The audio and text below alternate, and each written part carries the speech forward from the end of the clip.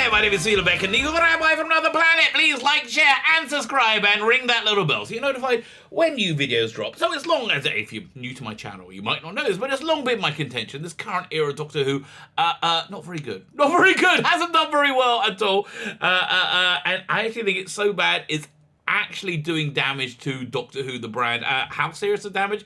That's a matter of some debate. You know, a lot of people out there think it's permanent. I honestly don't know. I love Doctor Who. I do think it's going to recover from this damage, at some point in the future. But it's far from guaranteed. I mean, look, we're seeing a similar situation with Star Wars right now. Star Wars is just recovering from damage done to it by The Last Jedi, and I think by extension, Rise of Skywalker, even though that wasn't, anywhere near as awful as Last Jedi. And they've just, done a 180 on that, and it seems to be bringing them what they want, right? It seems to be bringing them sustainable subscriptions to Disney Plus. So yeah, I would like to say if the minute they do a 180, the Doctor Who will Doctor Who will start to recover. But what's the damage? What's the damage that's really been done? And it's not in Fandom, even though there's been a lot of damage in Fandom. We're going to talk about that as well. It's the damage of the perception of Doctor Who to the normie world, which is something we're going to be looking at in this video. We want to see what the normie is thinking about the upcoming holiday special. And I think I got a pretty darn good answer. Before we get there, can I ask you, can you hit the like button? That'd be great. Can you hit the share button? Also fantastic, but please hit that subscribe button. YouTube just went on a bit of a unsubscriber fit yesterday and whipped us subscribers off everybody. Thankfully, I'm a pitifully small channel, right? So that worked out my favor. Actually, I have to tell you, we had this this cleaning woman once when I was when I was younger. I was going to say young, when I was like mid-30s, but we were so broke at that time, so broke. We didn't have any money at all. And then we found out that the same cleaning woman had been stealing credit card information and just stealing from lots of people, lots of our peer group. Fortunately, however, we were so broke they weren't stealing anything from us. So yeah, fortunately, my YouTube channel is so small. They only took about 5 or 10 subscribers on me. When you hit the subscribe button, that would be really, really good. Thank you very much if you subscribe. You can enter my weekly competition. So I'm doing something a bit fun this week, a bit festive, a bit different. I'm gonna do the Rabbi's Christmas stocking. That is the prize, the Rabbi's Christmas stocking. I'm putting a bunch of eclectic stuff in there. You got Quantum of Solace, James Bond Quantum of Solace. Hey, you don't get much more Christmassy than James Bond. James Bond Quantum of Solace on Blu-ray. You got James Bond Legends. Not great, but kind of a fun Bondy shoot 'em up for PS3. You got Star Trek PS3, the Chris Pine one, the J.J. Abrams one. I showed it to Noel last night. He was like, "Oh, that's crap." So I'm going to be adding stuff to all this week. So the next thing I'm adding to the Rabbi from Another Planet, a Christmas stocking, is this book called The Nth Doctor. Freaking awesome book. This gives you synopsis and goes through all the different versions of Doctor Who that were nearly made between 89 and 96. All the different aborted terms. You've got Leonard Nimoy's take on Doctor Who, which is really quite interesting. So that's going in the Rabbi's Christmas stocking. I did say yesterday that the hashtag's going to be Shaken Not Stirred, and I thought it would be a James Bondy one, but I think I think we'll just do a hashtag Merry Christmas one and all, Merry Christmas one and all, to be entered into into that, and we'll do the prize draw probably on the 26th when I'm on the TARDIS zone. That seems most likely, but there's going to be new stuff added every day this week. So come back to my videos. All these things. Apparently, everybody in the UK is under house arrest now. How hilarious is it going to be that Doctor Who, the festive special, gets the lowest ratings of all time when people are mandated to stay inside their homes and not go out and do anything? How funny would that be? Answer is very, very funny. That's how funny it'll be. Excuse me, I want to take a little sip of tea. Fine. So somebody sent me this article, and it's really funny. It's from a comedy publication, the dailymash.co.uk. I don't know it so well, but I think it's doing quite well. By the way, go check the video notes. That tells you everything you need to know to win the prize. Also in the video notes, I should have mentioned, go add your email address to my Indiegogo. I got these two graphic novels coming out. I don't know. It's going to be in January now, I guess, because I missed the Christmas cut off, so it's going to be over here. So I've got these two graphic novels. I'm building up an email list. If you sign up, you get one of these 4 very tasteful art cards with any purchase, unless you buy both graphic novels when you get all 4 art cards. Anyway, in that case, you're going to get a 5th chaser card. Fine, so we dealt with that. Let's have a look at this article, right, from the dailymash.co.uk. Now, again, this is a humour publication. This is a humour website, but I think there's always truth in humour, right? There's always tells you like a little bit of truth in humour, and this tells you exactly what the normie expects to think, to see from Doctor Who, right? And I think this is the biggest damage that the current era Doctor Who has done, in that it's re-educated the British viewing public into thinking Doctor Who is awful, but it's a preachy, boring. We're going to see what they've re-educated the public into thinking pretty soon when we read it. But, you know, like when Doctor Who came back in 2005, well, the biggest thing they had to get over was that public perception of how cheap and tacky it was, how like had a wobbly sets. Even though I don't think they ever did, you know. Well, although I saw a shockingly bad story last night, Delta and the Bannerman. Oh my God! Well, first episode, not bad, quite liked it, but after that, oh boy, really, like it is so. Everything was bad. Everything was bad. Still, better than that. Better than that. Yeah. So that's really, you know, the core damage that's been done to Doctor Who. I mean, the core damage has been done to fandom by these.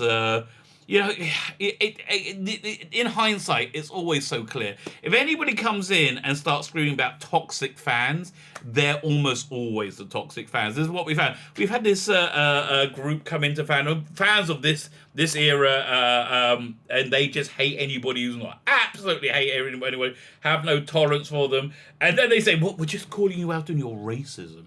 And then you look at their racism, and it's like saying, I don't think that was a very good episode. It was badly written. I was like, well, okay, whatever. So, you know, so toxic fandom has really hurt Doctor Who. How much has it hurt Doctor Who? There's something called the fan-sided top 250, the top 250 areas of fandom across the board, TV, sports, everything across the board. So Doctor Who was before Jodie Whittaker at number 42 in that ranking of in terms of healthy fandoms, right? It was at number 42. Now I think it's at number 239. it's much like the ratings. It's fallen off a cliff. So, you know, yeah. But although the toxic fans that have really come into fandom and destroyed fandom to a great extent, it's been so horrible to watch.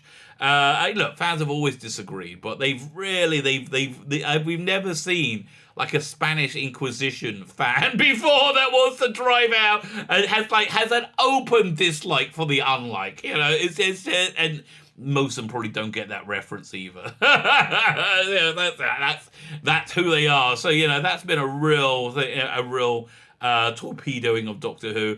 But this, I think, has been, you know, even more so. So fine, let's read this article together because it's pretty darn funny. You can find it in dailymash.co.uk.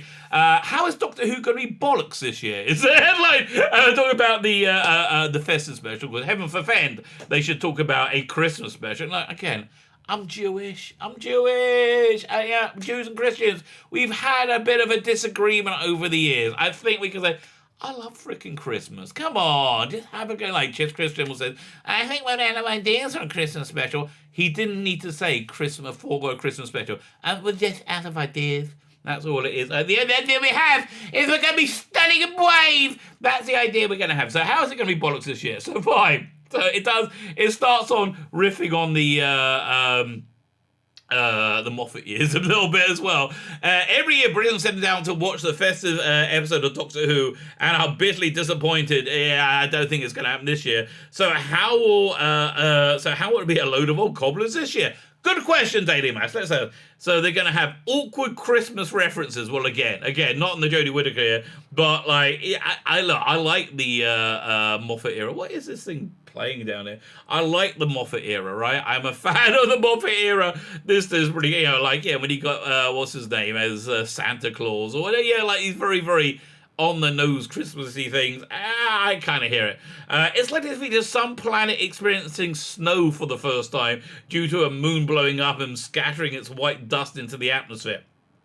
F off, either that or some toe-curling, red-suited, rotund character called Santa Droid.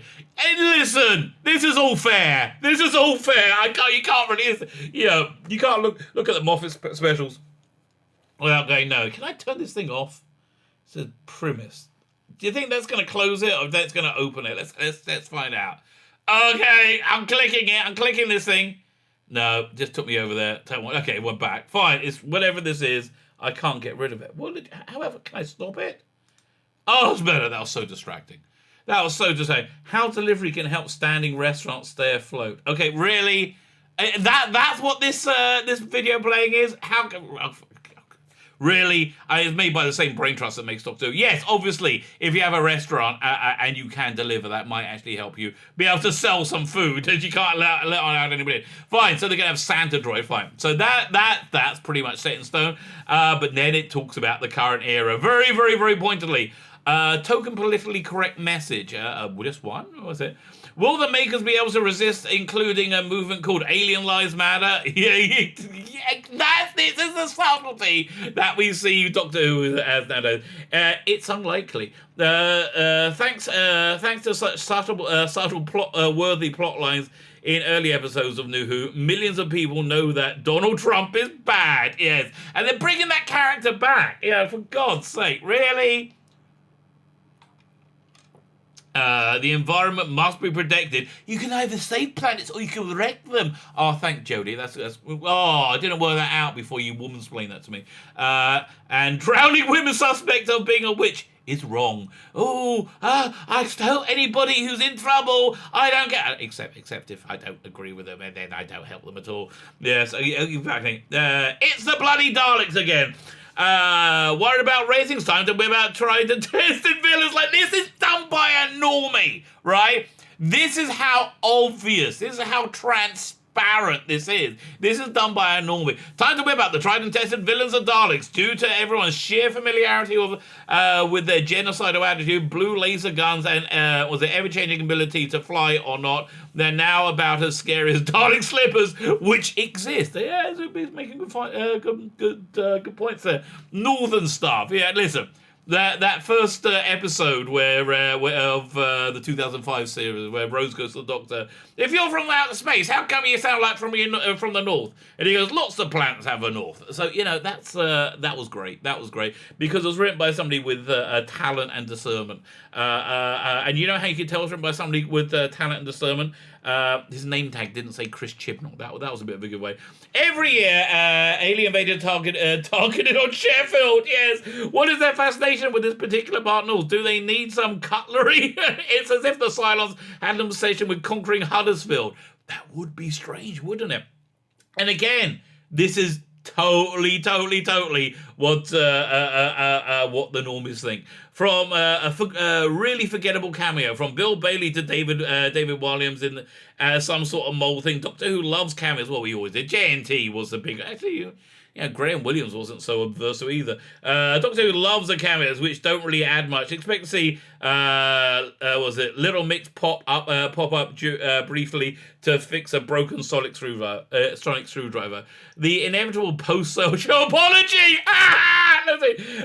Whatever friend or family member suggests watching it, there's not going to be that many this year because I believe that Doctor Who fans act as sort of sheepdogs. I think fans in general act as sheepdogs to get normies excited about things. I think that's why they keep you keep getting these bogus reports about how great Doctor Who is, how it's the best, and how Doctor Who fans love it. We don't, and all the bravocation that you do won't make it so. Whatever friend or family member suggested watching would be deeply embarrassing and say, sorry, I thought it'd be better than that. Oh, I can see that's happening. It happens quite a lot. Well, wishing they could dematerialize like the TARDIS. Yeah, okay, I can absolutely see that happening. So here's the thing. It doesn't matter. None of this matters. Nothing matters whatsoever. Especially to the fans of those toxic fans. Again, if ever anybody comes into fandom talking about toxic fans, they're the toxic fans. The killer was in the apartment all the time. They are the toxic fans. So they will never ever be able to process that this isn't the bestest thing ever. This isn't incredibly successful. Doesn't matter if it gets the lowest ratings ever. Doesn't matter if it gets the lowest ratings ever in a time when people are mandated to stay in their homes and not go out. That won't matter. And they just deny. Like, so why do they do this? Why do they?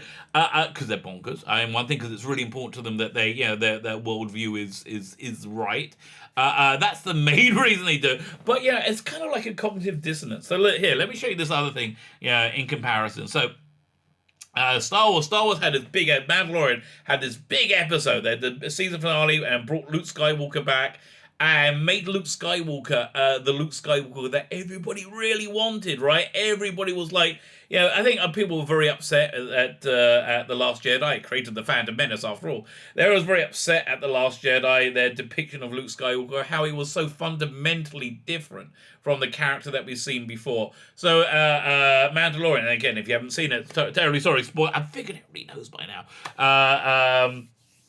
Mandalorian brings back Luke Skywalker and has him being like Luke Skywalker, right? Doesn't try to, subvert expectation, but just actually has a character stay like the character. So, of course, the toxic fans in Star Wars are having, having a baby about it. So there's a guy called Brian Young. Somebody brings up and says, is it fan service? So the question is asked him, I know you mentioned the word fan service before, Brian, but could you also see the angle that Filoni is giving the Phantom Menace? They hated, The Last Jedi, what they wanted from Luke. Does any of that hit you, right? Very obviously, that's what was happening, right? Very, very obviously. No, because here's his response. I think it would have a little bit more weight if he was cutting down stormtroopers. Why? Those stormtroopers were like paper targets. Ethan and Skyver said that. They were like completely nothing. In fact, they were so nothing, I think they devalued and depowered the Femforce 4. Every character in there I like, as it happens. But I think they devalue them by having the stormtroopers be so freaking useless, right? I think putting people in those costumes would be a lot different. I think they purposely established it so that he wouldn't be doing that. Why? Why do you think killing stormtroopers is different from killing robots? I don't like, again, but they'll grasp onto anything. Like when you say, the ratings of Doctor Who has been very, very bad. They'll be no, the ratings for television in general have been going down. Yes, because everything's been crap. That's why people revert to do anything else. They watch your crap. But no, nothing. See, I actually had somebody on here who was a comic book fan on the channel who I said, look, so everything's happening exactly the way the Comicscape people told you it was going to happen, right? Exactly, it went down exactly the way they told you it was going to happen. It's just it was luck, happenstance, which is where they are. So he goes, but no, I don't think so. I think this Luke Skywalker is consistent with the struggling Luke in is consistent with that struggling Luke of Return of the Jedi, who is teetering between light and dark. Yeah, he works with that one, and this shows that it's not a one-time choice that he has to make for those choices because every day because of the power and responsibility he has. He goes on to say, I think there's even a contrast here between the discussion about Grogu versus Ahsoka. Okay, but it does not mean if the sequels is what's going forward that Grogu is going to be horribly murdered by Kylo Ren. Kind of does mean that, doesn't it? I think so. Where Ahsoka looks to him and says, "Nope, his attachment is so bad, like we're out of here." What? I have no idea. What she's talking about. Looks at who?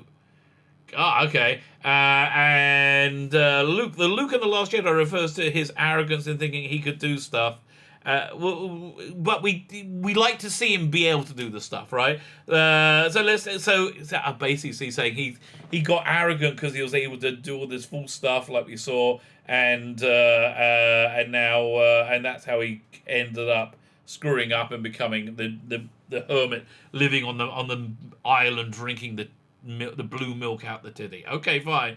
I think fine. Who gives a crap? This idiot's got to say. But here's the thing. That's the thing. They just will not, be able to deal with reality in any way, shape, or form. The reality is Doctor Who is not successful. Doctor Who is not popular. Doctor Who is a national joke. And the worst thing they could do for Doctor Who is they can make and show more. Which, funnily enough, is they're keeping up their trend of doing the worst things possible to, because they're about to make and show more. My name is Phelan Beckett, the Rabbi from another planet. Please like, share, subscribe, and ring that little bell so you're notified of when new videos drop.